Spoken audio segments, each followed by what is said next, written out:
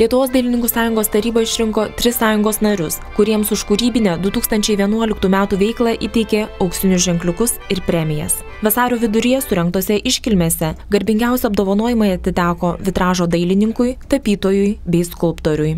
Lietuvos dailininkų sąjunga turi gražią tradiciją kasmet pasibaigus metams peržiūrėti mūsų narių dailininkų kūrybinę veiklą ir 3 dailininkus labiausiai pasižymėjusius savo kūrybinėje veikloje apdovanoti premiją ir auksiniu ženkleliu. Taigi 2000 metais buvo kaip tik šita nominacija įsteigta. Tai yra piniginė premija ir auksinis ženklelis. Ir galbūt šita mūsų premija ir apdovanojimas nėra toksai svarus piniginė išraiška kaip Lietuvos nacionalinė kultūros ir meno premija ar vyriausybės premija ar kiti garbingi valstybiniai apdovanojimai. Bet aš manau, kad pačiam kūrėjui jie yra labai svarbus, nes būtent tas įvertinimas yra iš jų pačių kolegų.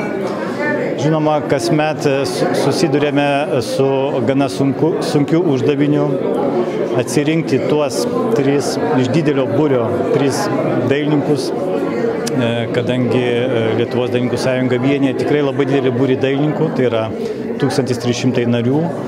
Ir netaip lengva atsirinkti tuos kelis ypač pasižymėjusius asmenis. Ir mes tą darbą patikime visų pirma savo kūrybiniam skyriam, miestų skyriam, kūrybiniam padaliniam, kurie Dailininkų sąjungos tarybai patikė kandidatūras ir tada jau taryba iš eilės kandidatūrų atsirenka tuos 3.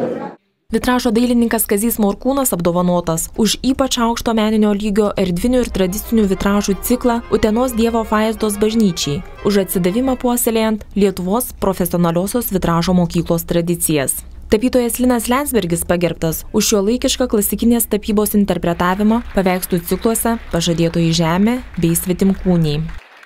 Esu tikrai labai laimingas šią dieną, ne tik dėl Valentino, bet ir vis tik, kai vertina kolegos, tai yra tokia labai didelė šventė, sau. Nes už kūrybą gauti įvertinimą tai turbūt vienas svarbiausių tokių įvykių gyvenime. Mano tie nuopelnai tapyboje gal ir nėra tokie patys didžiausi, bet pastaruoju metu tikrai gana intensyviai teko padirbėti ir gavau prizus už tavo ženklelį, už keletą tapybos ciklų, tai Pažadėtoji žemė ir Svetimkūniai. Abu jie yra dviejų pastarųjų metų mano kūryba, kuriai tikrai skiriau daug dėmesio. Ir labai džiaugiuosi, kad kažkaip ir kolegos tos mano darbus pamatė, įvertino, su jais aš esu, kitaip tariant, surengęs ne vieną parodą ir ateityje tikiuosi tą parodų ciklą tęsti, kadangi ir šiais metais nusimato 3 rimtos parodos ir Šiuolaikinio meno centre tapybos paroda ir paroda Užutrakyje ir paroda užsienyje, taip kad tikiuosi, viliuosi pateisinti kolegų pasitikėjimą, jų tam tikrus lūkesčius ir įvertinimą. Ženkliuku įvertintas ir skulptorius Kazys Venslovas už novatorišką, gilų, istorinį tautinį pjūvį. Taip, iš tikrųjų labai nustebino visų pirma netikėtai, kad kolegos parinko mane ir aš, aišku, jiem labai dėkingas, kad jie, kaip sakyti, pripažino netgi. Čia toks tarytum sunkiausia visada būti įvertintam būtent kolegų būna. Bet man taip susiklosto, kažkodėl yra tekę dalyvauti tarptautiniuose projektuose, kur būna premijuojami darbai, tai kažkaip dažnai labai gaunu būtent kolegų įvertinimą. reiškia, ne komisijos, ne žiūrovų, net ar dar kieno nors, o būtent skulptorių arba kolegų. Vienas iš tokių niuansų.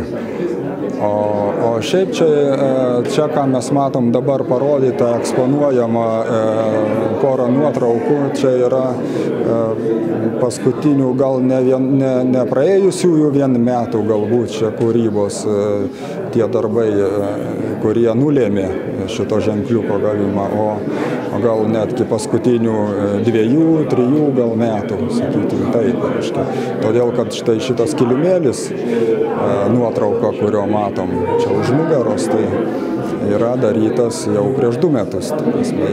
Jau kadangi 12, tai jau prieš 3 metus. Savo darbuose stengiuosi panaudoti medžiagą, kuri yra ne tik ta kaip medžiaga,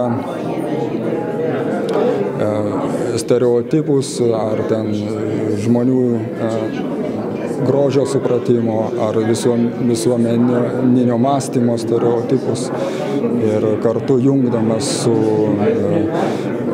pačios skulptūros medžiaga, tai šiuo atveju geležim, bandau išgauti daugiaprasmį pavidalą, ar kaip čia, įvaizdį, kuris išaugtų daugiau interpretacijų, sužadintų kažkokius tai žmonių įvairias plotmes supratimo, kad atsirastų daugiau ne viena prasmė, o daug supratimo prasmių šito darbo. Lietuvos dailininkų sąjungos auksiniai ženkliukai ir premijos teikiamos 12 metus. Šie apdovanojimai uždalinti 37 kūrėjams.